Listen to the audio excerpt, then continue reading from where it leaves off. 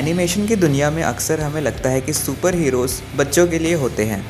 Marvel और DC ने हमें सालों से यही सिखाया कि हीरो कभी मरता नहीं और एंड में सब ठीक हो जाता है। लेकिन 4 सीजन्स पहले जब इनविंसिबल शुरू हुआ था, उसने हमारे इस भरम को मिट्टी में मिला दिया। हमने देखा एक लड़का मार्क ग्रेसन जो अपने बाप नोलन यानी ओमनी मैन जैसा बनना चाहता था। पहले सीज़न का वो शौक जब नोलन ने गार्डियंस ऑफ द ग्लोब को बेरहमी से मारा, वहाँ से लेकर आज सीज़न 4 तक ये कहानी अब सिर्फ बाप बेटे की लड़ाई नहीं रही, ये एक इंटरगैलेक्टिक वॉर बन चुकी है। इन 4 सीजन्स में हमने देखा है कि कैसे एक मासूम बच्चा जो सिर्फ स्कूल जाना और लड़कियों से बात करना चाहता था, वो अब पूरी गैलेक्सी का नसीब अपने हाथ में लिए खड़ा है। आज इस वीडियो में हम इस पूरी जर्नी का पोस्टमार्टम करेंगे और समझेंगे कि क्यों ये शो हमारे वक्त का सबसे बेहतरीन सुपर हीरो कंटेंट है। पहले 2 सीजन्स ने हमारा बेस बनाया। हमने देखा कि विल्ट्रमाइट्स कोई प्रोटेक्टर्स नहीं बल्कि कॉन्करर्स हैं। मार्क को लगा था कि वो अपने बाप को बदल देगा और कहीं ना कहीं उसने वो किया भी। सीज़न 3 और 4 में स्टेक्स इतने बढ़ गए कि अब लड़ाई सिर्फ धरती पर नहीं बल्कि सितारों के बीच हो रही है। सीज़न 3 का वो फेस जहाँ विल्ट्रमाइट वॉर अपने पीक पर थी, वो एनिमेशन हिस्ट्री का सबसे ब्रूटल फेस था।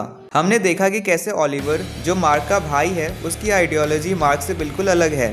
वो लॉजिक पर चलता है, इमोशंस पर नहीं। और फिर आता है थ्रैग। थ्रैग सिर्फ एक विलन नहीं है, वो एक ऐसी फोर्स है जिसके सामने ओमनी मैन भी बच्चा लगता है।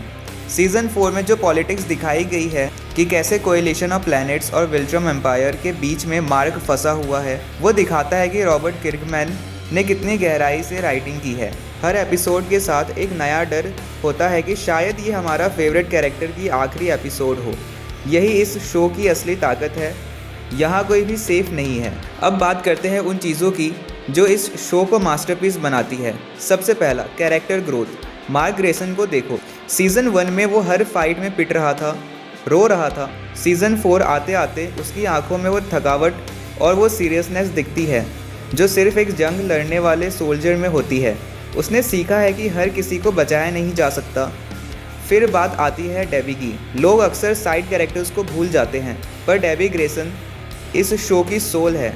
एक ऐसी औरत जिसके पति ने उसे पेट बोला, जिसने अपने बेटे को मरते हुए देखा, वो फिर भी खड़ी रही।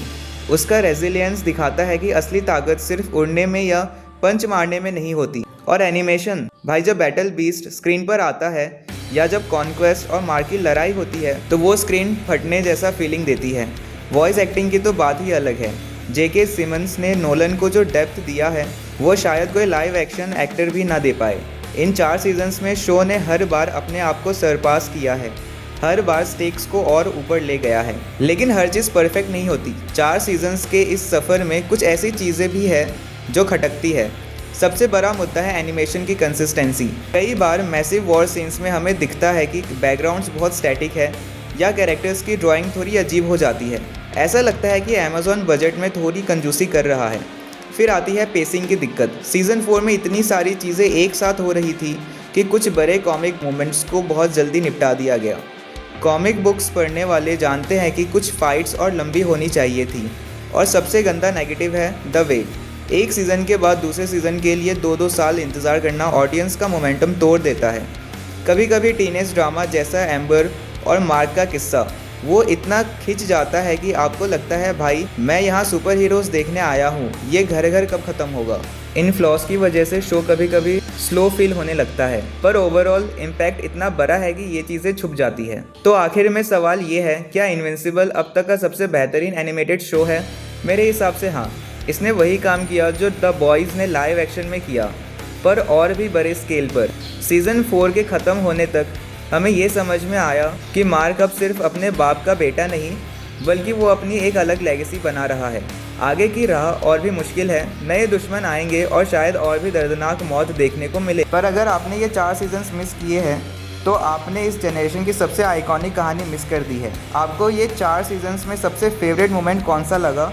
क्या वो ओमनी मैन का धरती छोड़कर जाना था या थ्रैग की एंट्री?